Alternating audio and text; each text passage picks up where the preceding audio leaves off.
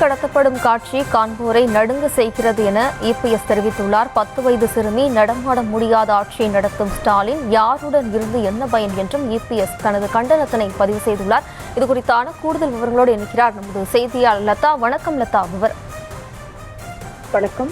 அதிமுக பொதுச் செயலாளர் எடப்பாடி பழனிசாமி திமுக அரசை கண்டித்து பதிவிட்டிருக்கிறார். அவர் வெளியிட்டிருக்கும் பதிவில், திருவள்ளூர் மாவட்டம் கும்மிடிப்பூண்டியில் பள்ளியிலிருந்து வீடு திரும்பிக் கொண்டிருந்த 10 வயது சிறுமி ஒருவர் நடு ரோட்டில் கடத்தப்பட்டு பாலியல் வன்கொடுமைக்கு ஆளானதாக வரும் செய்தி அதிர்ச்சி அளிக்கிறது என்றும், ஊடகங்களில் வெளியாகியுள்ள சிறுமி கடத்தப்படும் காட்சி காண்போரை நடுங்க செய்கிறது என்றும் குறிப்பிட்டிருக்கிறார். இந்த கொடூர காட்சி முதலமைச்சரினுடைய மனசாட்சியை கொஞ்சம் கூட உழுக்கவில்லையா என்றும் முதலமைச்சரை நோக்கி கேள்வி எழுப்பி இருக்கக்கூடிய அவர், இதற்கு மேலும் சட்ட ஒழுங்கு சிறப்பாக தான் இருக்கிறது, எதிர்க்கட்சி தலைவர் வீண் அரசியல் செய்கிறார் என்று முதலமைச்சர் சொல்வார் என்றால் வானத்தை பார்த்து உமிழ்ந்து கொண்டிருக்கிறார் என்றே பொருள் என்றும் முதலமைச்சரை நோக்கி கடுமையாக சாடியிருக்கிறார். மேலும் சிறுமி பாலியல் வன்கொடுமைக்கு ஆளாக்கப்பட்ட அந்த நபரை உடனடியாக கைது செய்து சட்ட நடவடிக்கையும் எடுக்க வேண்டும் என்றும் குறிப்பிட்டிருக்கிறார்.